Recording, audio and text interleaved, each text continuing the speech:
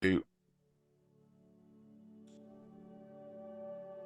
and welcome to part 4 of the painting of the 1/16 scale 3D Gizmo tank commander from World War II.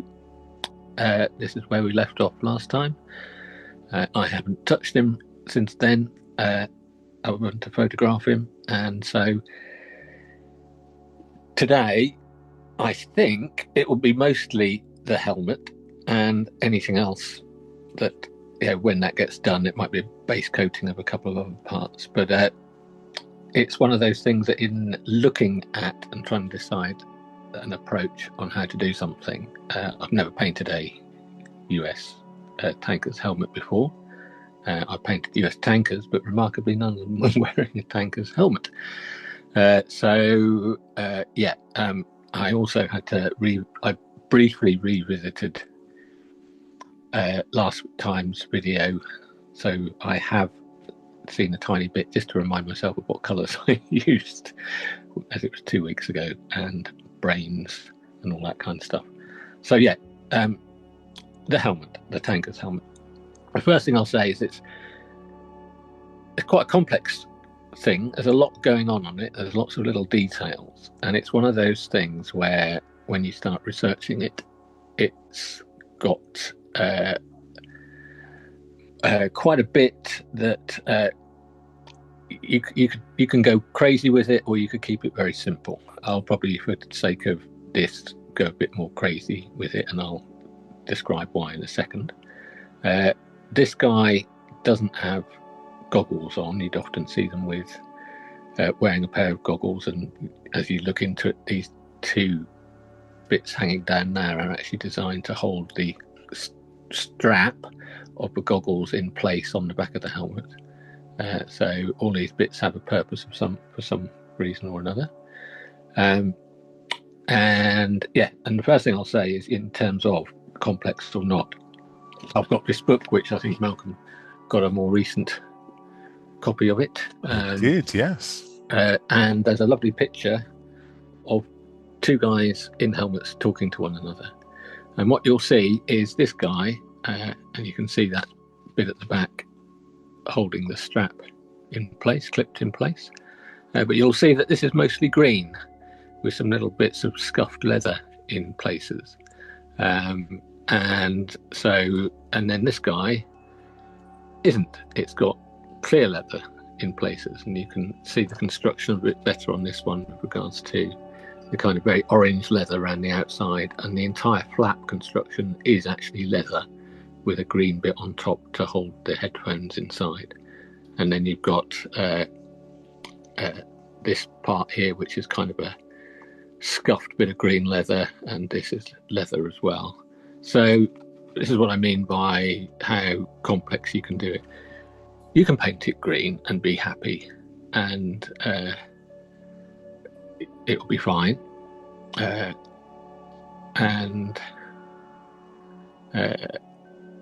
That's one way of doing it. You just apply everything I'm going to do to all those places, but I'm going to end up doing something a little bit more like this. And I've got a couple of other examples. There's a great little website I found, which I'll try and put the address in, 752tank.com, and there's a good bit on tankers helmets, and it includes a picture of this guy as well in the description of tankers helmets, which is what we've been using up till now. So paint. I used, I think it was dark green and olive drab base last time to start laying some initial colours on, and that's where we're going to begin today. And but I also, the green, I wouldn't worry too much. I'm not going to worry too much. I might make it a bit more olive drabby and less green next time, but olive drab base, I think, yeah. But you can see these things were a mix of colours, and this, if I remember rightly, this poured out like a lunatic last time, so we'll go a bit more carefully. Is that why you've cleaned your palette from the last time? Yeah, it was just a case of if I don't touch it for 2 weeks, it's probably going to go mouldy and all the paint rises up for that long. So it was all just in one corner and loads of it. So I thought I'd kind of just give it a refresh. So this is actually, I cleaned the entire piece of paper. This is a reusable paper stuff. So yeah, let me just get to the point where I think I left it last time, which is got some dark green with this. That looks about right.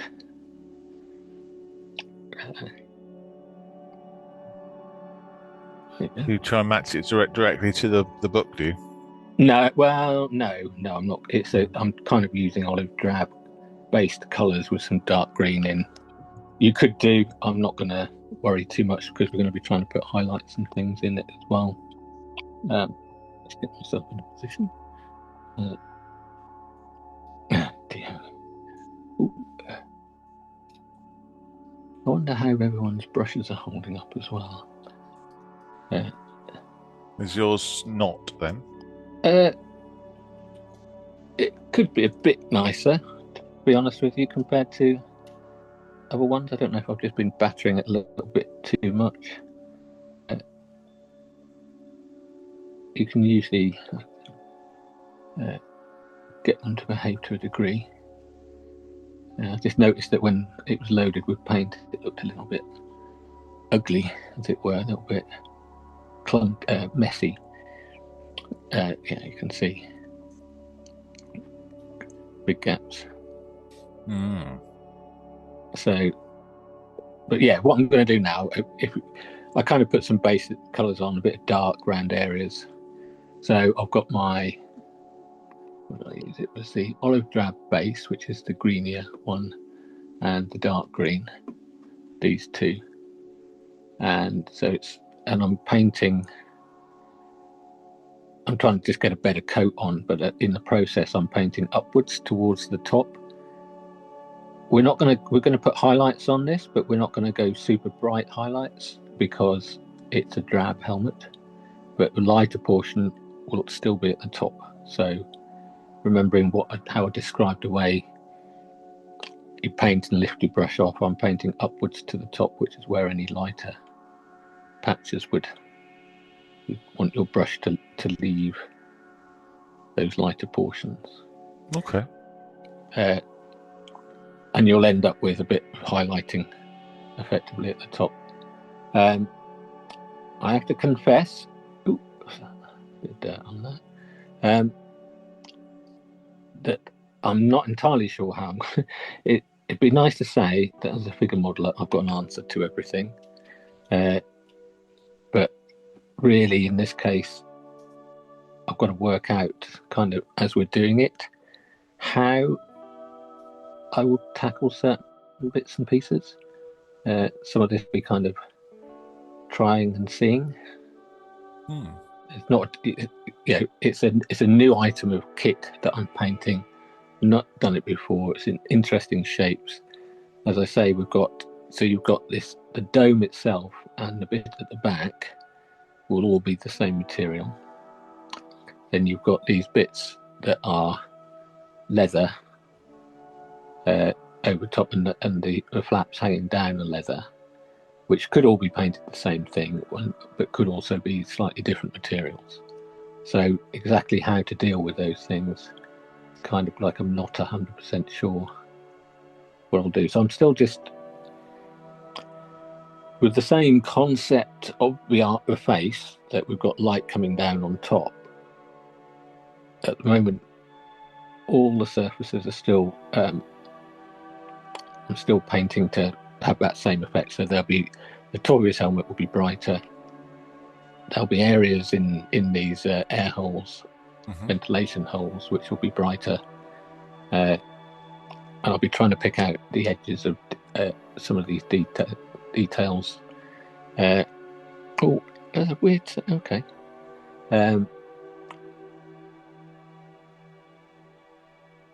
So at the moment, it's just a case of not trying to be too detailed, and still with this slightly lighter version, just putting colour on the uppermost surfaces, as it were. It's a weird one because it's a dome shape.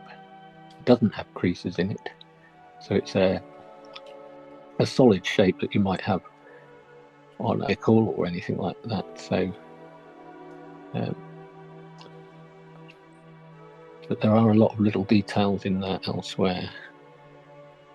I'm just going to a little bit of that dark green, the bottom of my palette. So this is slightly darker here than it is up there now, and I'm going to use that just on the lower portion at the back as I'm still painting. So this is still kind of like a base coat. It's very similar, isn't it? It is very similar. It's thin and subtle. Yeah. I had a lot of feedback about your stubble. Oh, right. Yeah, a lot of people watched it and found it mesmerizing and magical. I think somebody said how you're able to make him grow stubble like that. Well, that's always been, I mean, you've said that from the first time I've ever done any demonstrations. I think the stubbles are always a fascinating thing to do. It's a kind of a cool way of adding. Yeah, it's so simple but so effective, basically. Yeah, and it's one of those things where you do the same principle everywhere. You're just, because rather than using a lighter color of the base, which gives you highlights and shadows, you're using a different color but super thin and applying it in the same way but for a different effect, kind of thing. Is another way to contemplate it and look at it. Right, with my dark paint, I'm now doing a little area above that break between the back panel and the top. So still quite thin, but with that dark, now you can see it is actually a little bit darker. Oh, I didn't mean to do that. So although it's subtle in those areas, because there is a line there that's catching the lamp light, whereas so if I turn it that way, you can see there is still a line defining it.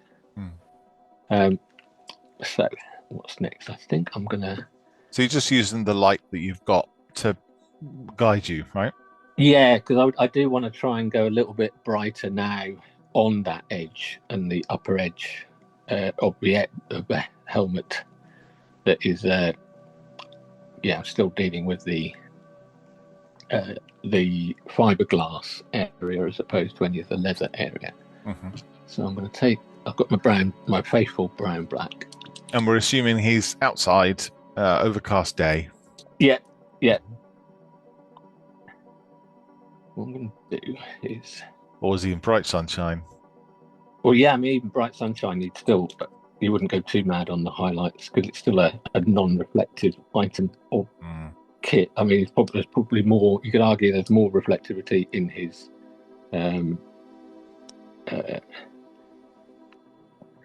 how would you call it? In his skin because of the sweat or natural glossiness.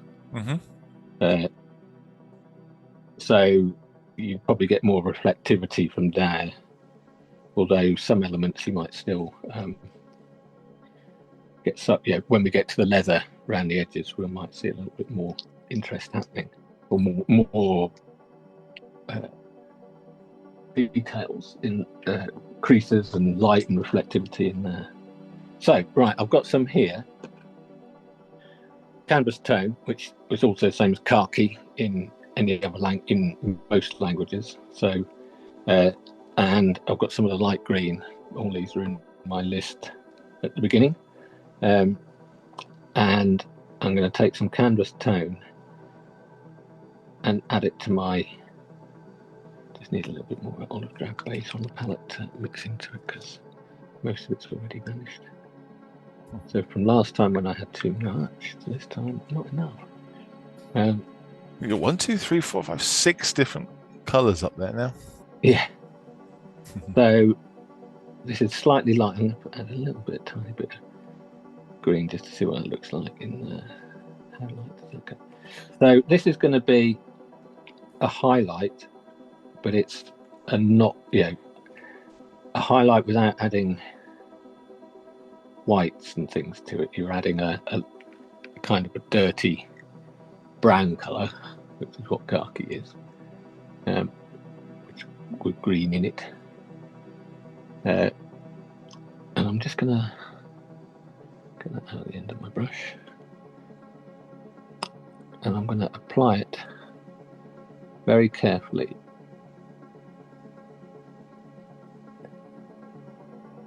to that top edge of the lip of the front of his helmet. It might be imperceptible to start off with, and also at the side here. So would you call that edge highlighting or not? Yes, it's you can see here, right on camera, that there is a lot. You can see it on the cord or whatever that is at the back. There is a natural light catching it from my overhead light. Now, see if we can. Let me just do this. It is edge highlighting. It's if you were reading a Games Workshop book, it's edge highlighting, but we're doing it only on the upper surface. We're not going to do the edge highlighting down the bottom because there's no light getting to that. Yeah. So I'm now going to do it across the back there. Now, this is kind of an interesting skill in itself, because what I'm doing is I'm not using the way to describe. I'm not using the very tip of the brush. I'm using the edge. Yeah. So if you look on his jacket, I'll repaint over this, but you can. Let me just get that. So I'm not using the tip of the brush. I'm using the edge of the tip there, just so that it's going on. Can you see that the actual tip is sticking out over the top? Yeah. So I'm doing the same on the back here. So you're using the side of the brush? Slightly the side, but not deep in the side. So you can't go too far forward because the tip of the brush would then hit. So I'm coming in at an angle like that. I'm not trying to paint a line with the tip of my brush like that. I'm taking advantage of the raised lip of that feature.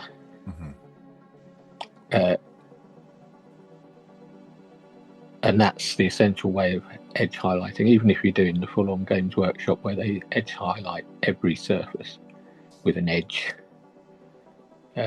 even if the light isn't actually getting somewhere. So with this same kind of light, for example, where we go? Come on, get back. In the ventilation hole, you can muck around with this. You can put that reflection on only the lower edge because it's not going to be on the upper edge because it's in the shadow. According to the logic of my I've made a decision on how I'm going to paint this in terms of light coming down, so I have to try and stay true to that and that logic. So the bottom edges, which are facing up, will be getting the light. Any edges that are facing upwards get highlights, right? Yeah. But we can, although arguably that edge there, and you can see now that you can see the light line there at that angle. Yep. but some of that is catching the light from the lamp above. But there is a light line there all the way around, and you can see. If I were to hang on. Yeah, you can see that you've highlighted the ventilation holes. Yeah. As well, at the bottom. But I haven't done the back one, so. So would you then put shadow on the top of those holes? No, because the shadow would be on the inside underneath. Because the shadow is only, you've got a kind of, the shadow is almost the black primer is working as a shadow in this case.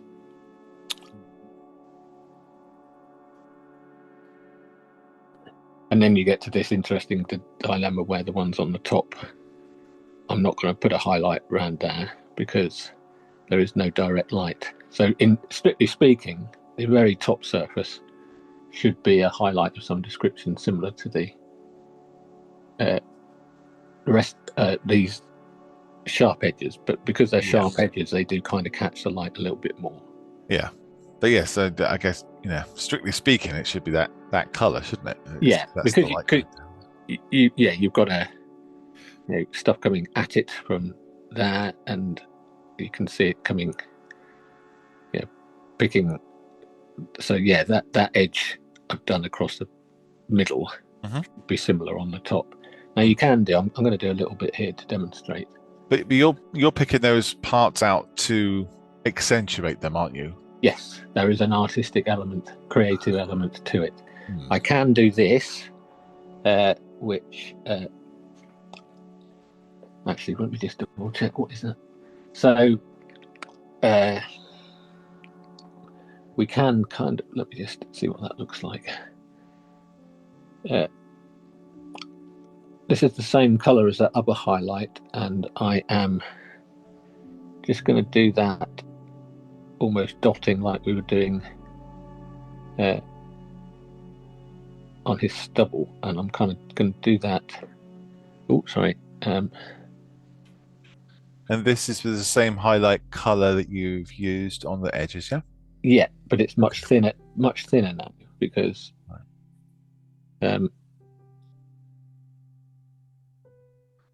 if I want it to build up. You're pushing it towards the hole, are you, or pushing it towards? I'm pushing towards the very top middle. Right, okay. And eventually, and I'm pushing it because we've got that strap in the middle there as well. This isn't something you need to do. This is just trying to illustrate the point. I think this is not an essential thing. And you can also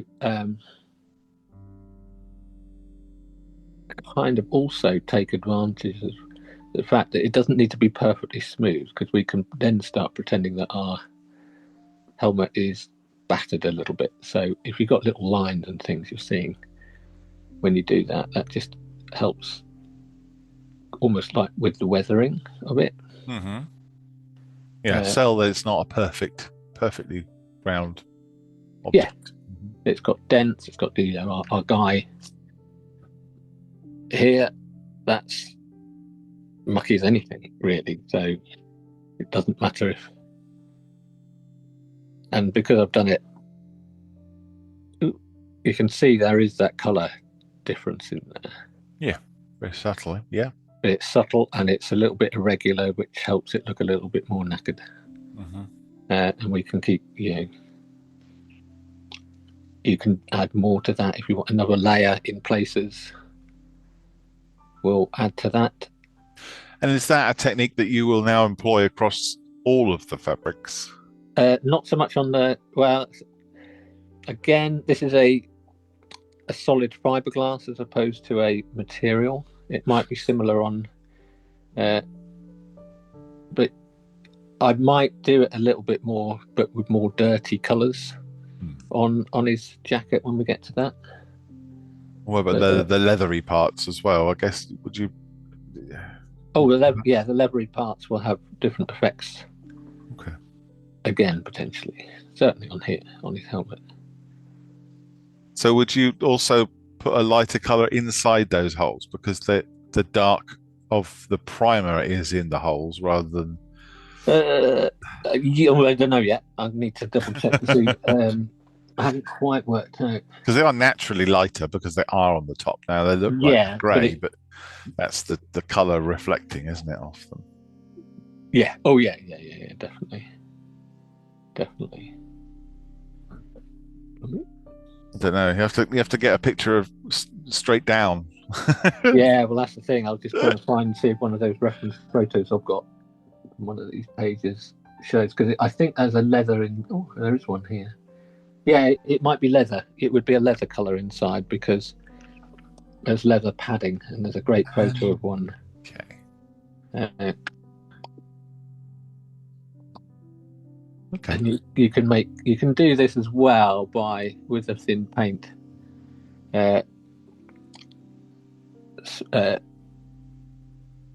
Doing little dots on it as well, with more dots towards your highlight bit, because it's a potentially rough surface.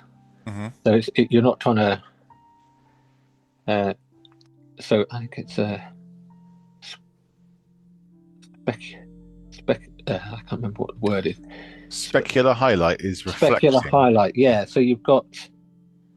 I always remember in the early days of 3D artwork, digital artwork, and your specular highlights. But it works quite well. Yes, specular highlights is when it's something is reflecting the actual light source. So that's pretty close to the specular highlight area. You could make that a little bit. I've always interpreted it to be. Well, yeah, this would be. This is specular because it is reflecting, but most of the light's being absorbed by the helmet because of the nature of the color. Yeah, and it's matte as well, so you're not going to get many specular highlights on it. Oh. Yeah, I can see that looks more defined already. Yeah. So that's kind of illustrating what you can do. We can go a lot more. I can thin that down a bit. And the thing is that I could do, with a surface like this, and this could apply to a steel helmet, anything like that. You could be doing this kind of thing. And then you can go back to the original color, thin that down, and even then do that same kind of painting effect lower down with the irregular marks. Not a shadow, but just as irregularities in the surface of it, because it's you don't want this to be a super smooth, polished surface. So, because the paint's so thin, it's not creating a texture on it, is it? You're creating color differences to make the texture. It's Okay. And I'm now going to take some. It's not like you're pouring sand on it or something. No. Would you ever consider using like a small sponge or something, because the stippling is, or not? For me personally, I think there's loads of different ways of doing something like that, and I would probably use something like Mr. Surfacer and stipple that on the area if I wanted to make a slightly textured surface. Okay, Mr. Surfacer being a sort of thicker primer, isn't it? Yes. So you've got Mr. Surfacer, you've got the spray primers, which are Mr. Surfacer based kind of things, but there's also stuff you can buy in a pot that you might use to do a tank texture.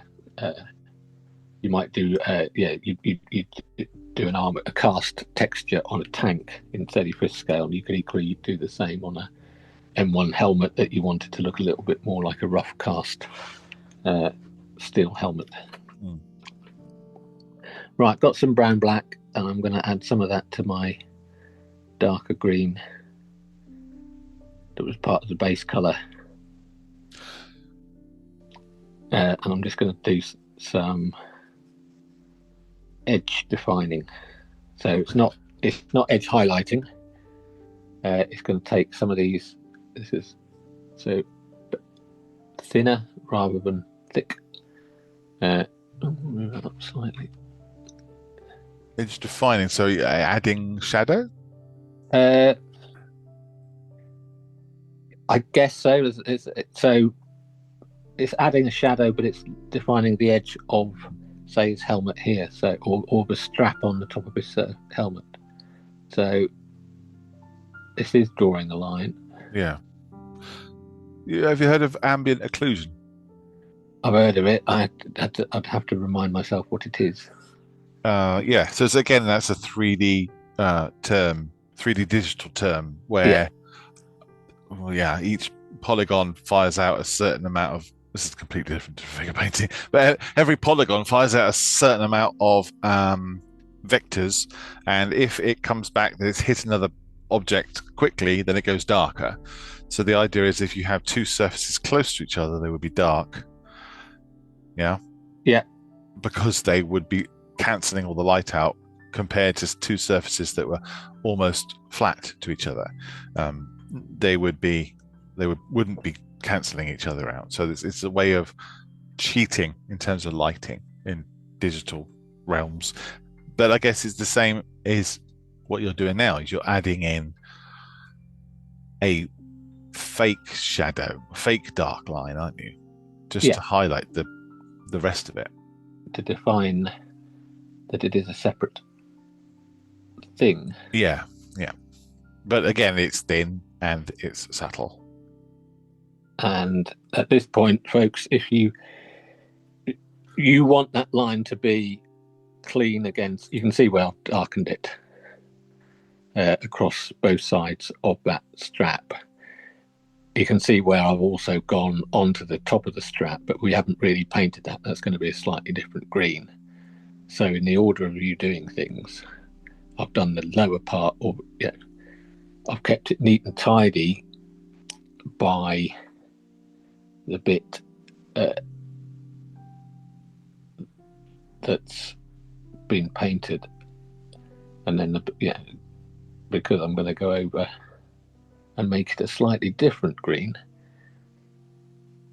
It doesn't matter if my brush wanders onto the top. Yeah. So precision, be as neat as you can, but some areas where it wanders, it doesn't matter because you can always correct it. And I'm going to thin that down a little bit more. Would you normally have done that line off? Normally, would you done that after you'd highlighted the helmet, or was? Because I would have thought highlighting it first would have been better after you've done the line. Yeah, well, I'm like I say, the bits where I've got the highlight on the top of the helmet, and I've just described that so closely that I put a line. I put a brush line. So I've kept it away from the bit I've been highlighting. Yeah, right.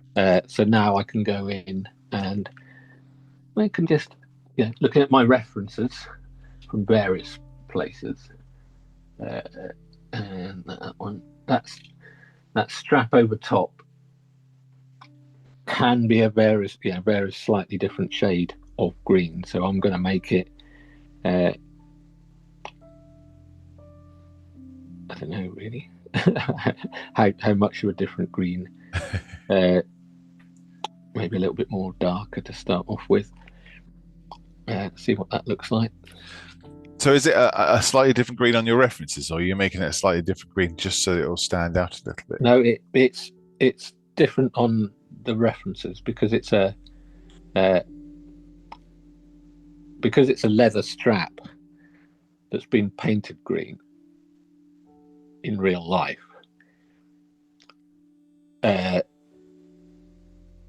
Or it's actually just and it could depend. It will be. Its colour seems to be, or it might even be a painted bit of leather that's then been attached, so it might not be painted with the same color paint. Oh, and You know, replaced. it's not necessarily all painted at the same time. Yeah, could have been replaced. It could be made out of different materials, so it absorbs the paint differently. Yeah. So it's a slightly different green. Yeah.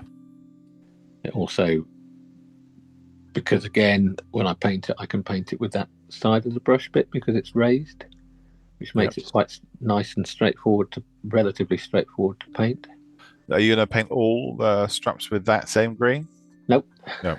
Nope. Gosh. Well, this is what I mean. It's you can make this as complicated as you want, and so I mean, you can. There's also just in terms of so that we don't run out of time, and I'm covering key things. At any point in time, we can add. I'm going to take some of that black brown I've got, and there is a little. This is a stud. So I'm just going to paint that now, just to illustrate a way of doing it. So yeah, I'm just going to tip of my brush.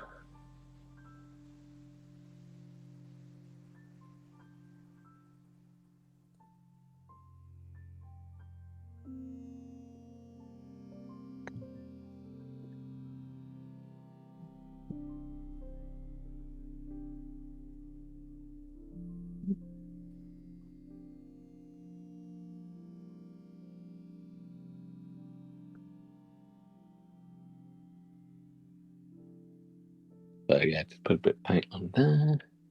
You can, with something like a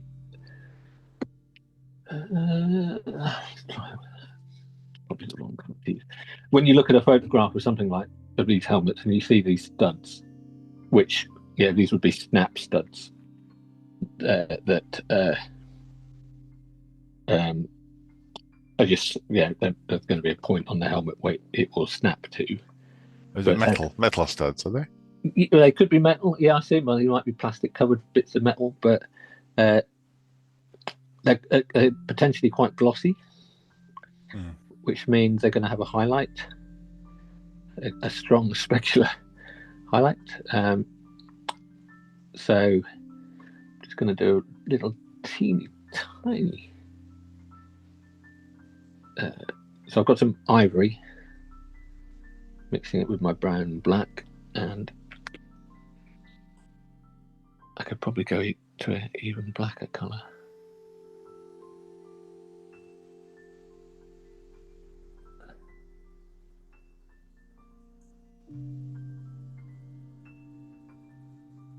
So I'm trying to do a little highlight like we might do on the face. We've got the rounded shape of a stud just across the top. I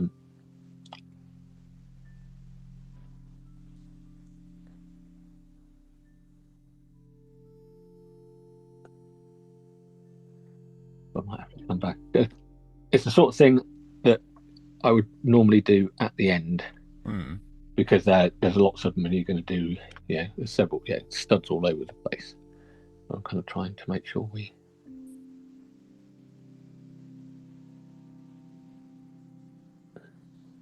And the references I have here, some of the green, some are black. Depends if they were painted with it, I guess. Yeah, I think that's the key thing here. Is it's the order in which these things get painted, replaced, fixed, what batch they came from. There's a lot of variation, so you've got quite a bit of freedom to do this. So I'm just going to take some of that darker black, brown, and green, and just do some more general lining of this other bit of leather strap.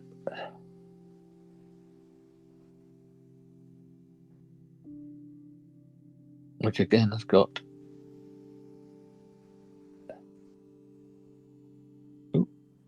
focus isn't very good there. So you can see it on this side here. It's got a thin line down the side. Yeah. And then a thicker bit. So I've just done that and lined. I'm going to line around the stud as well. All with it, just to define. And you separate these things so they jump out a little bit more. They will indeed get. So all the points now I've got to that point, you kind of go, okay. Like I say, I'm kind of evolving this as I go, because a little bit. Like whenever you paint a figure, as an element of it, you haven't painted it before, so you've got to kind of work out how to do it. And a lot of that is done on the fly, which is kind of what I'm doing here. So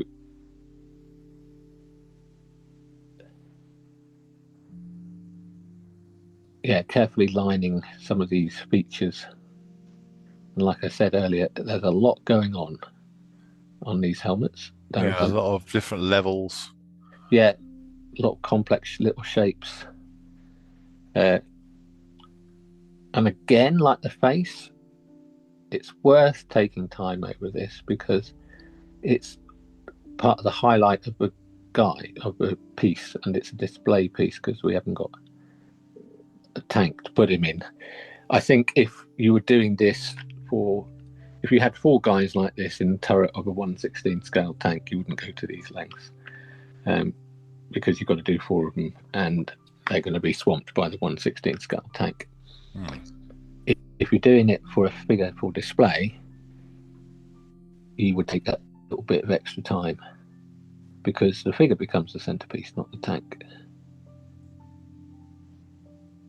Are you keeping the lines consistent, or you make them thicker when it goes further away, or?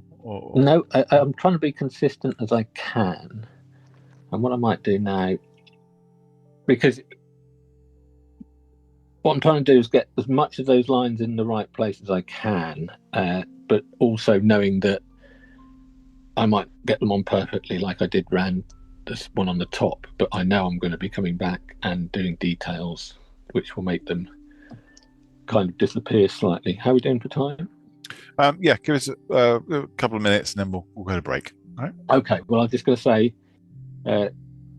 you could spend the whole evening doing some of those outlining bits because there's quite a lot on this helmet to outline as I start going, oh yeah, there's quite a bit to do there.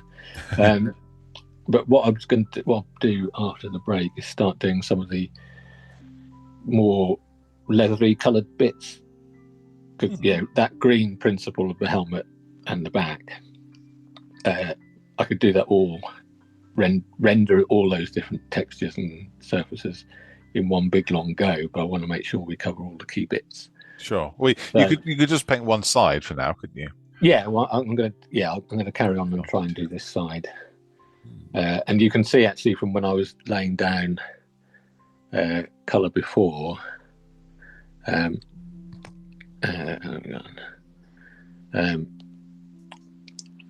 you can see that the bit I've just done the lines on, this vertical strap there, if you look, part of that's in highlight up to about the middle of his ear. Yep. And you can see it. I've painted that from last time, even when I was putting that initial base coat on. That's got that slightly lighter there than it is on the bottom lower side. Yep. So there's all those different shapes and things. Mm-hmm. Pops it out a little bit more with that slightly lighter colour. Yeah, you are trying to accentuate what's there, because I can, if I put my hand behind it, changes some of the colours slightly, and you can see those highlights a little bit more. So we don't, where got me? And you want it so that if you take it into any lighting environment, be it a light on the top of the ceiling or under a desk lamp or wherever, even outside, you're going to see those highlights and shadows, and it will be interesting in its own right, regardless of the light you're looking at. It doesn't require a direct light source above it. So that's what we're going to aim to. That's what we're aiming to achieve. Okay. With these highlights. So yeah. So leather in a minute. Okay. Let's do a little pause then. Yeah. Cup of tea, etc. And I'll back in. Well, people watching it on YouTube won't see any difference, but we will. Yeah. Cheers, folks.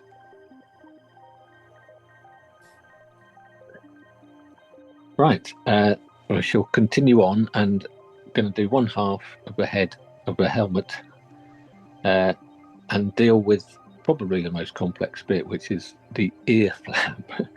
A strange thing to say. The ear flap is very complex.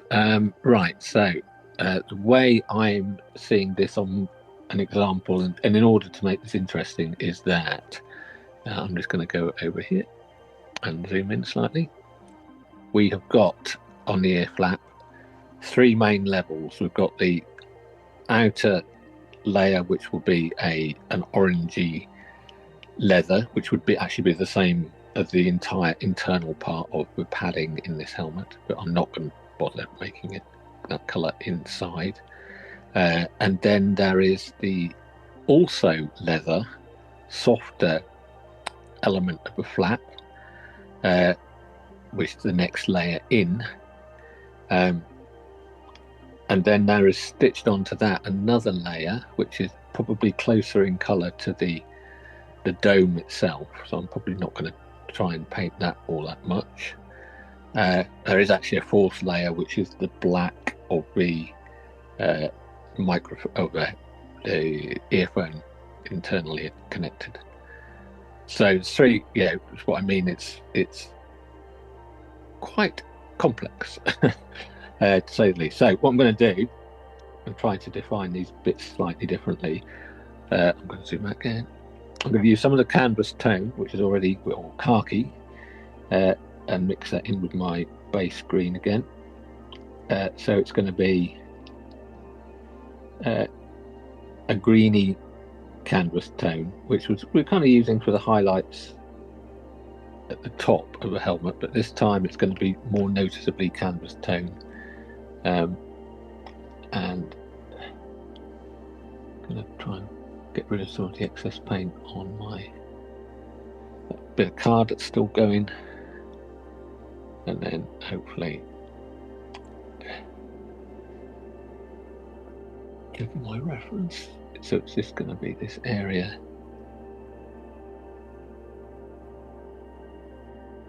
inside. The order you do this isn't really critical.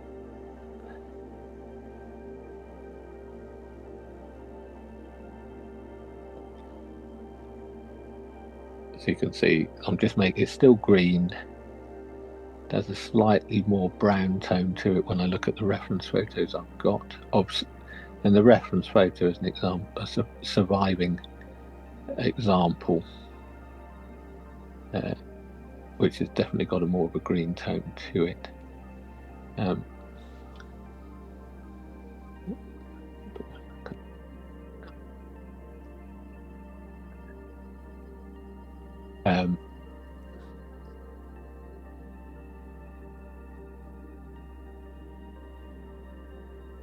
So the actual level of, I'm not trying to try and paint anything fancy with this, I'm just blocking in the colour. It's going to be surrounded by other colours, so I don't really think I'm going to worry too much about getting it perfectly highlit and shaded. I just want it to show that it is a different colour. You can kind of see that zone that I've painted in there. I'm not going to worry too much about precision a bit, because I'm going to go back in and paint things around it, which will neaten up those edges. How do you remember which colour you've used where? Do you take notes usually, or photographs? I have gotten better, and I now try to take photographs of the paint pots, and then I'm on an iPhone, and you can write some text next to your photograph, and I'll make a note of what it was used for.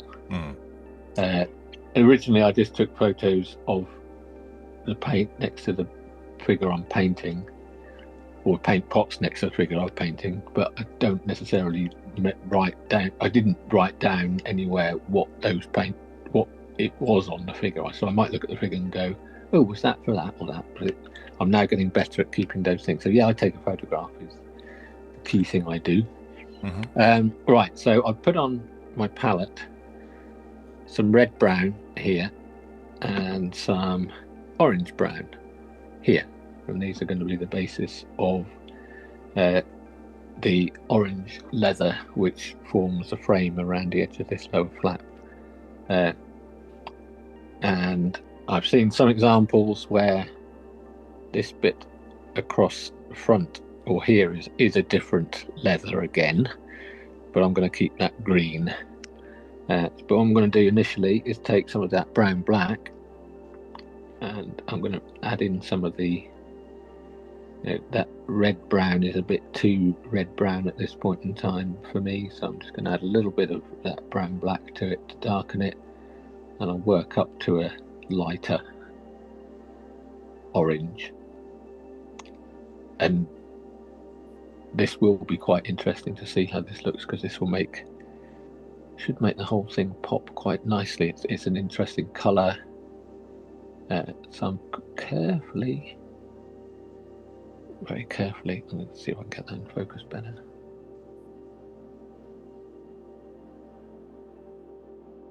Painting that edge. Now, yeah, obviously carefully, because it's very close to that flesh. You've taken all that time to get nicely done.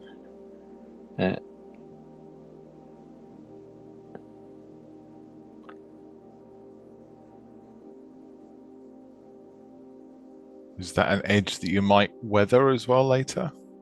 Well, because it's going to be orange, it's going to end up with some orange leather colour on top of it. It will get more of a and you look at the photographs of it, it's not a simple continuous colour. It's kind of got that slightly rough look of leather, the cracked look of leather, I should say. So we can kind of do some pseudo texture to it, which is why it's quite good to start with this darker colour, because the orange will just make it jump out a little bit more at the end. So, and by starting with a darker colour, you kind of you don't really need to end up doing the edge line, or that defining edge line, because you've got a darker colour to begin with. So.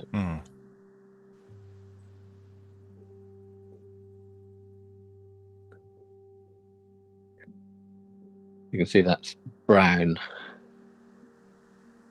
Still a bit wet at the top there.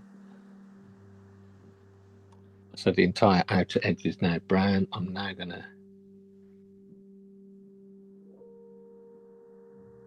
go. There's a little bit of paint in my brush still, so it's effectively the red brown on its own, but this time it's got a little bit of darkness to it from what was still in my brush, but that's not critical. And now I'm just going to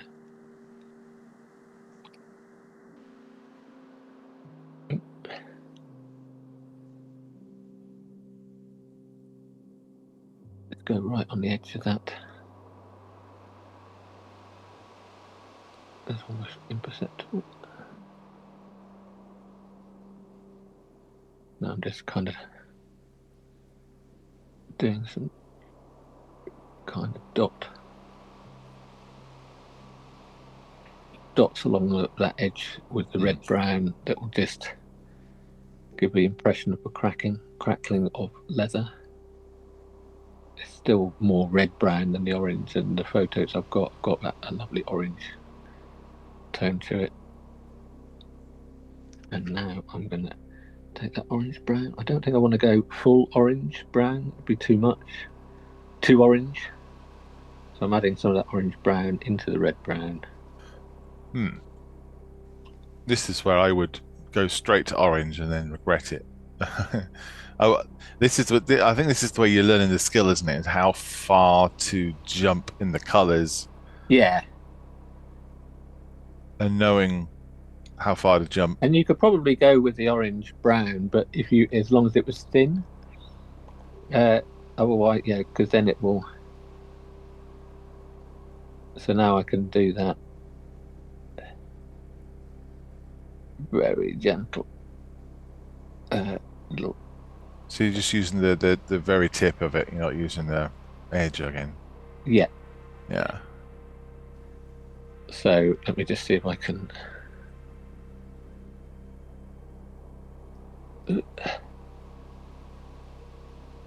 Oh yeah. Yeah. Oh yeah. That looks like stitched leather. And I could probably go up another. Oh, sorry, another level of orange, and now I might add a little bit more. But still not going all the way at this point. Right, let me just see. And could you also use that to highlight as well? Oh yeah, you could definitely keep some of it at the top. Yeah, I see. Yeah.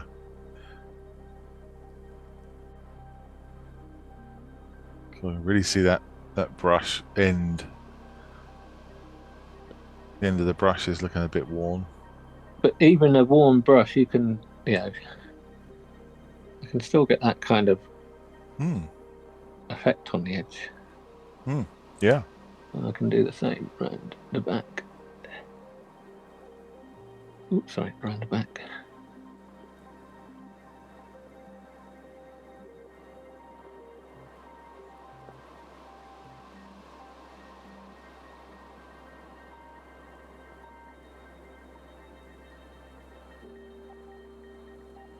Yeah.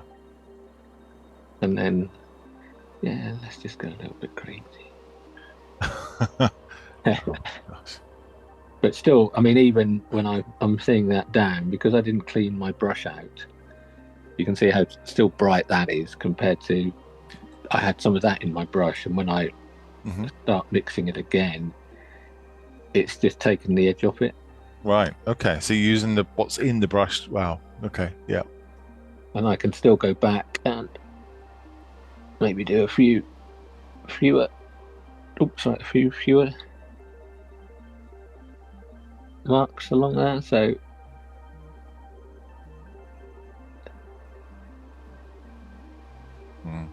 cool. And you've got that. Then I mean, I'm going to tidy up that greeny khaki bit, but yeah, you can definitely see it's well, certainly a different texture. Is made of something different, and it's got a softer feel to it as well. Nice.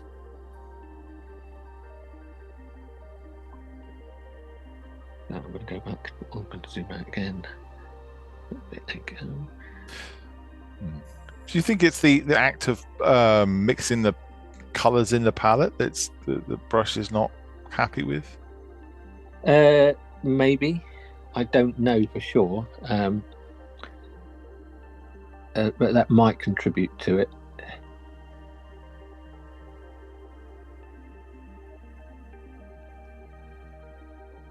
You just add that highlight back in. Yeah. Just now. So effectively, by doing this, I'm now narrowing that leather portion.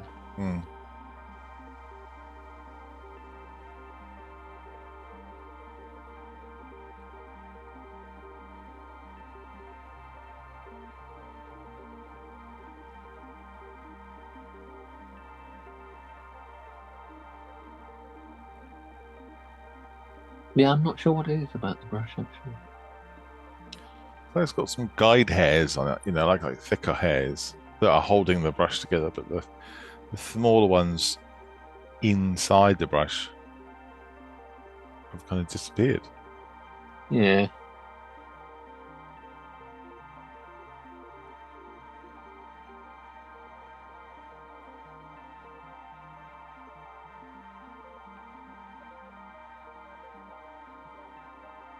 Give it a clean, maybe between episodes. Well, I did actually do that. I did actually, between the last one and this one, I took all my brushes and gave them a wash. Did you condition? Not condition, no, I don't have a conditioner. You don't take 2 bottles into the the washing station. I'm bald as a coot, mate.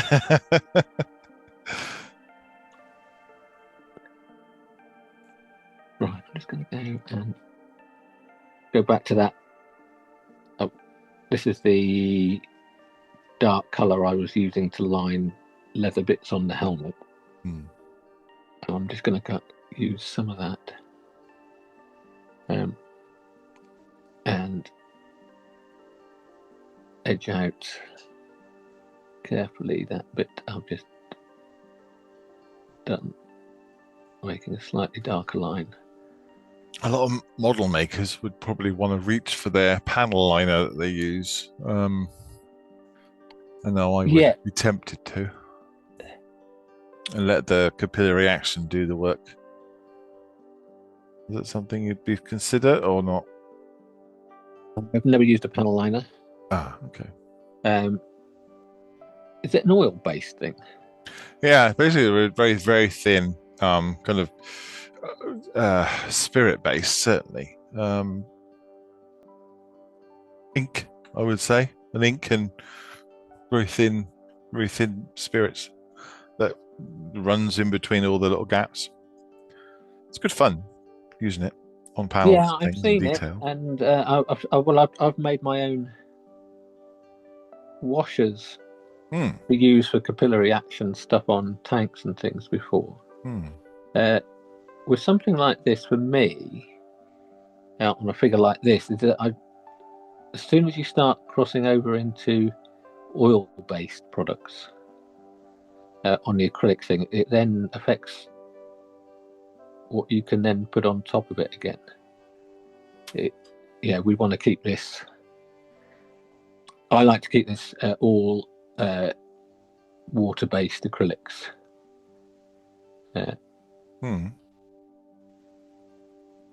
But I think people do use panel liners and things or similar things and oil washers on figures all the time. Yeah. There's nothing wrong with it.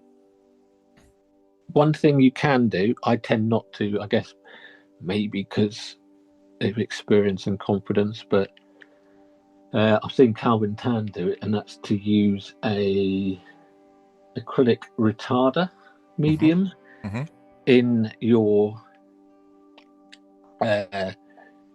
dark lining, when you're doing the lining. So when it's thin and you're still using elements of the capillary nature of it, the paint. You're not relying on a gloss surface, but you are still putting the paint. Here I am lining very carefully in an area which a capillary action would run into. But if you used a retarder medium in this and your lining went in the wrong place, you could then put water on your brush and remove the paint you put on before it dries in a place you don't want it to be. Yeah. So so people know, the retarder just slows the drying time down. Yeah. I'm just going to go and back to the original kind of base color, the darker green at the top. If you remember, I've got the 3 layers of my leather around the outside, then this other leather, which is which has got the khaki tone added to it. But I need to go back to the green element of the panel that's stitched on top, just to reinforce that a little bit more. So hopefully we can see the steps of brown lighter green, darker green on top of the lighter green. Yes, I can see that. Just to make it a little bit more interesting. Just going back to retarders, you said about being able to clean what you've already painted. It might be useful to put a retarder in if you're painting something that you required to be very precise with, like eyes, for instance, maybe. Yeah. If you use retarder, then if it went wrong, you could quite easily remove it with a wet brush. Yeah. So you could, if you're doing the pupil and you get the pupil position slightly wrong and you want to do it again, that's another use for it. If you're doing, I think one of the things Calvin used it on was he was painting a herringbone twill material, that kind of light dark stripe in 1/35th scale, and you might have done it in bigger scale, might be 1/16th. So he used it for doing those lines. So if one of the lines went wrong, it's you've got window to correct it. It will still dry, but you've got a little bit of a time to go back and do something about it. I'm just feeling that this is another thing, like what's right and what's wrong.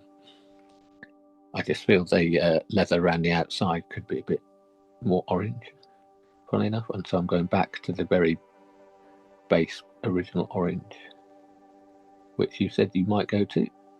I would have gone straight there. I had no finesse in my figure painting at all.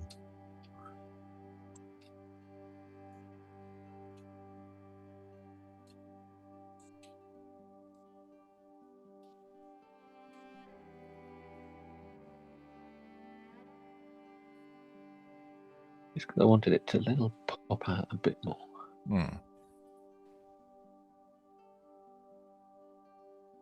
Well, I'm not going to do that on the very lower edge, arguably because it's in the shadow and everything, but yeah,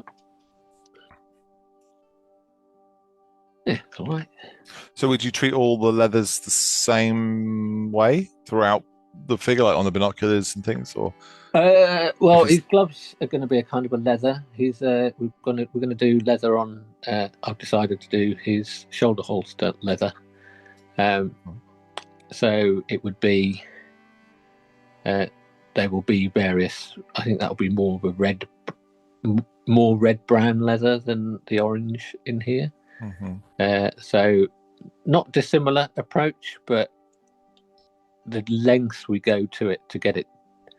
The highlights and things will vary across the figure, I think. Yeah. So, leather is a very wide-ranging subject. So, when it looks right, though, it works, doesn't it? Yeah, I've just gone back to my black, brown, dark line to separate this large bit of leather hanging down from the dome onto the earpiece, and trying to get a shadow effectively separating. Because it's further away. As it lifts away a bit, it might there's room in there to get a bit of a shadow. So an umbra, I think they call it. Shadow gets wider.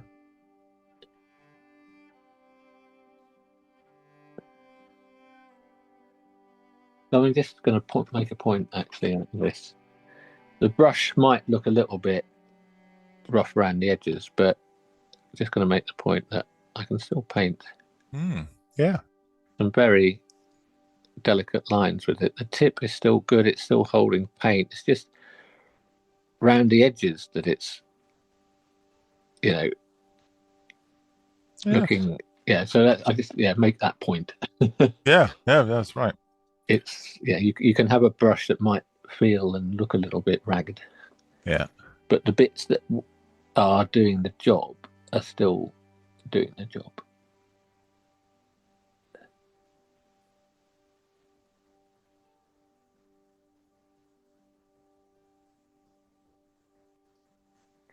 So probably I'll look at this again.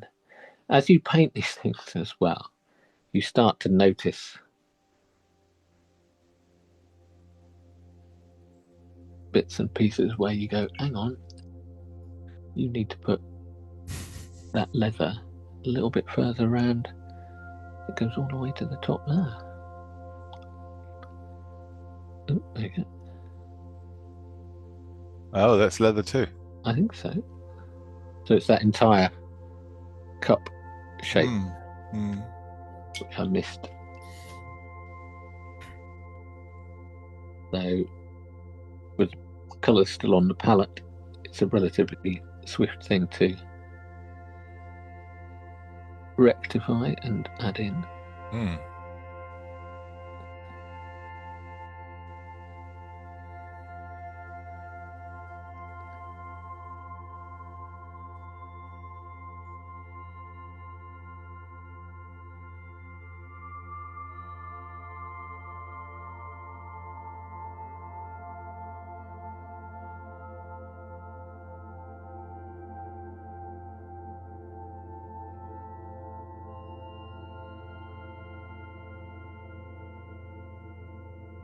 You know, I was almost tempted then to jump all the way to the orange.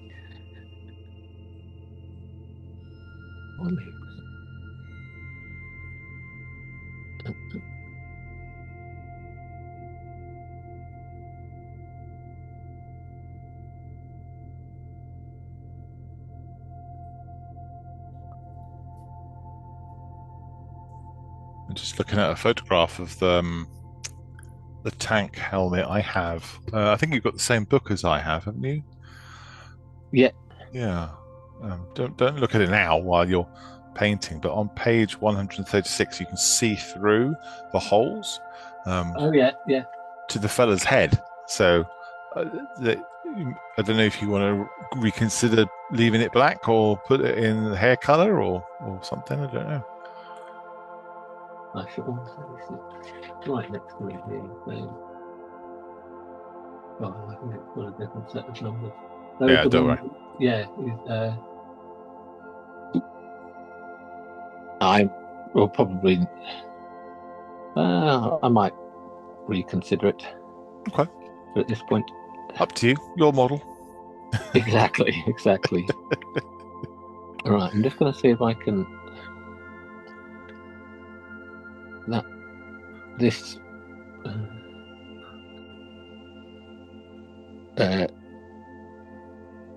protruding bit at the base of the dome, I'm just going to try and line an element of that. So that would have to be very thin, wouldn't it, if that's going to be up the top with the highlights and everything? Yeah, no, it's not a super dark line. It's just enough to, because it was starting to look a little bit too close to the one bit above it. Right.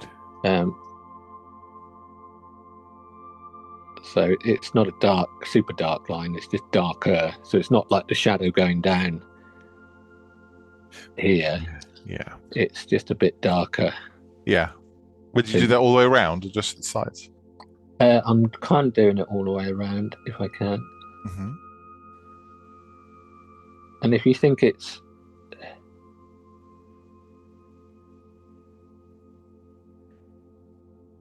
if you're doing it and you worry it's too dark, just make sure the paint isn't too thick. Because if it's thin, even if if you get it slightly wrong, it won't overwhelm it because it's thin. The power of the thinness of paint on these things is really quite impressive because you can build up that darkness by just repeating the process again and again and again until you get that desired darkness. And in the process, that actually helps with learning brush control. Right. Yeah, repeating these kind of things again and again and again will teach you muscle memory of how much paint to have in the brush, how much pressure to apply, all those kind of things. And one of the things I struggle with is trying to keep a low amount of paint in the brush and not flooding it all the time. Yeah. Yeah, I think that is a problem people have. I find it's better to go to the figure and go, oh, I haven't got enough paint on my brush.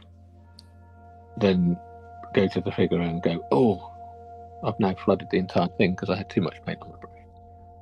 So work from less is more in that sense. I'm just adding that just to get a feel for the shape of it. Adding a few, I'm probably going to have to go and get at some point in the future some darker black colours, some more black, because this black brown is more brown at times. You don't use a black green? There is a black green. Well, I've got a dark green, but I have got a black green somewhere. But at this point, I'm not going to get it out. But so there's still details and things. I mean, we're getting to the end of the session, really. But there are still. I said it was a complex thing, and it is a complex thing. I have to admit, more complex than a face in many ways, because there's so many different surfaces, and I've already kind of touched on it, really. Hey, do another part next week? I think I'll have to. I'll have to clean my phone screen so I can see that better. But it's still got the kind of the look, as it were. Yeah, definitely. Showing the complexities of things, but there are still lots of details to do. Got the other side, which shows how much we haven't done. Yeah. Enjoying it? Yeah, it is certainly one of those things that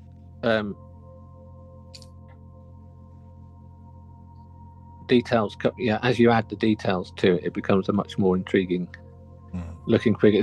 When you look at it initially, it's quite a plain figure, but you can add so much to it. With careful placement of paint, still feels like those bits and pieces we can do to. You look at that now, that right-hand side, where it's got that leather bit, compared to the other side where there isn't any. Yes.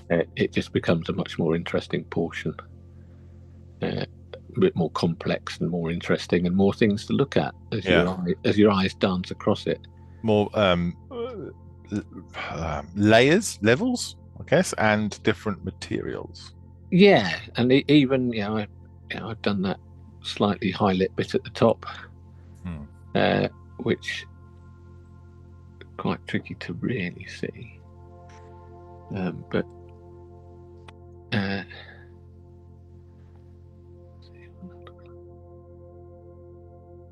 are, you can see those highlight bits there on the lower side of those ventilation holes. Yes, yeah. You can actually see where I've painted them. So you can see how you can keep adding highlights and little subtle details and the like to add interest to it. So I think my eyes are starting to hurt, to be honest.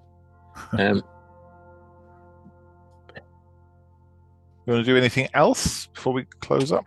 I'm not sure. Short of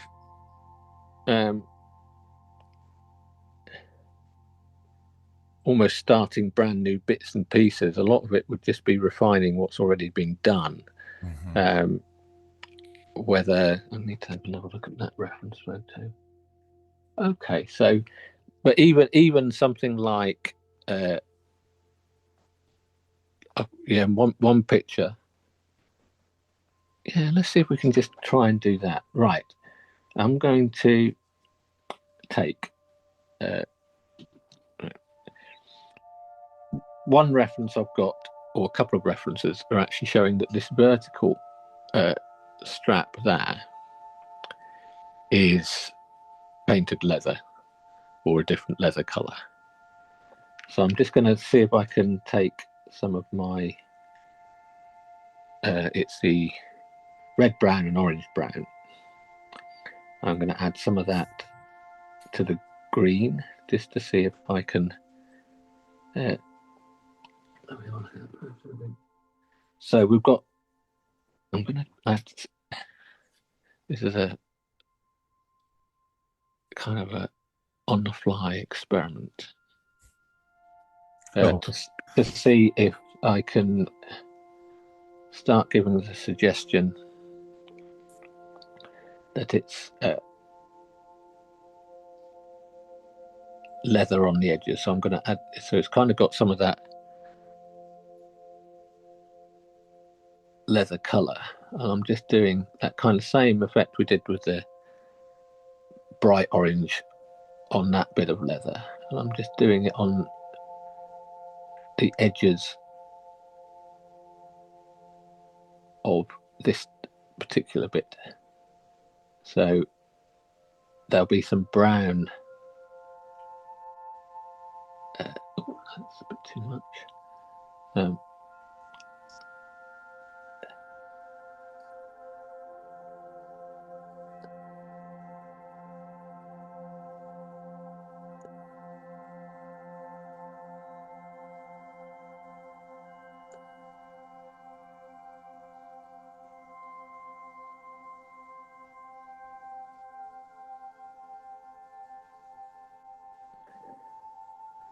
So can we see that? What is it you're doing? I couldn't quite see it as you went out. Yeah, sorry, I was. So yeah, this down bit coming from the top of the dome, I'm just adding. Let me just see if I can get that zoomed in a bit better.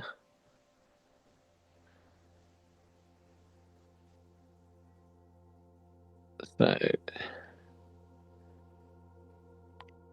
yeah, I'm just doing little kind of lines and dots on that front edge. Okay, right, because that's a leather part as well. Yeah, Mm-hmm. but it started off painted green, and because the flaps have been lifted when he's taken his helmet off and it's attached to this thing, you can imagine some of that paint has cracked. Mm-hmm. And some of the leather is coming through. So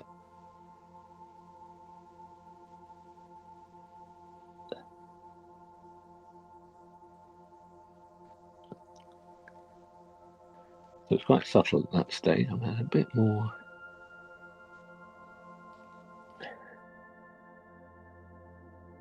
Not super bright orange, and do fewer of them. This is where the leather's coming through under the paint. Yeah, on the edge of the. On the edge of it. Mm-hmm. So the middle part isn't, but this might have been bumped and rubbed and.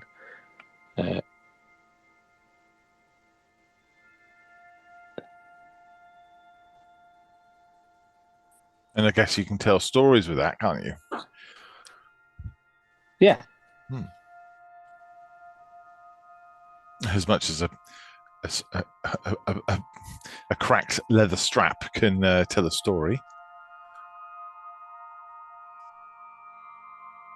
So yeah, there's got little bits of brown. There you go. And so we've got another green brown tone. So we've got the main dome tone, and then there's that bit of leather, and it shows that it's more of a flexible material than the dome itself. So it's a separate material. Yeah. In the same way, the leather edge lining of the ear flap is great. Yeah. So there's all these different levels. Oh, lost it. Come back. There you go. It just makes it a little bit more interesting. Yeah. And also acts slightly highlighting as well in the process. So it's brilliant. Love it. So there you go. I think we'll call that a day, but it will Excellent. illustrates. We could do that same effect on the leather strap going over the top. Yes. I think this one is an elasticated bit. It's not leather, but these two here are leather. So yeah, this is elasticate because it pulls. I think it pulls the flap at the back, or these hold them together, which is why it can be pulled down or up. And you can see that extra dot in the middle, I think, is probably allows you to pull it even tighter and fix those bits further across. For your ears. Yeah. So Okay, that kind of shows how adding brown or the orange leather colors into the base color of the helmet can change the color of a piece, whereas the highlights were done with khaki. So you've got browns and oranges in that bit and khaki in the highlights. And that kind of changes the tone a bit along the way. Awesome. What's next week? More of the same. And well, if I could either paint the other half separately and try and just do the details in the end, and try and replicate what I've done tonight on that side. It's probably a good idea because you've got the paints and it's fresh in your memory as well. Yeah, and then do the final details, things like the studs and things. Next time, and move on to his collar and. Yeah, well, maybe do the studs, and then anything that you notice, show us what you did. Yeah. Them. And then so move on to the jacket, I guess, or would you do the undershirt next? I would probably try and do some of the undershirt in that, and some of his throat mic. Oh yeah. Elements of that. Although it's quite hard to work out exactly what's going on. In there might be a suggestion of what's going on. So yeah. So Brilliant. Right, mate. Thank you very much. We'll see you again. Take care, folks.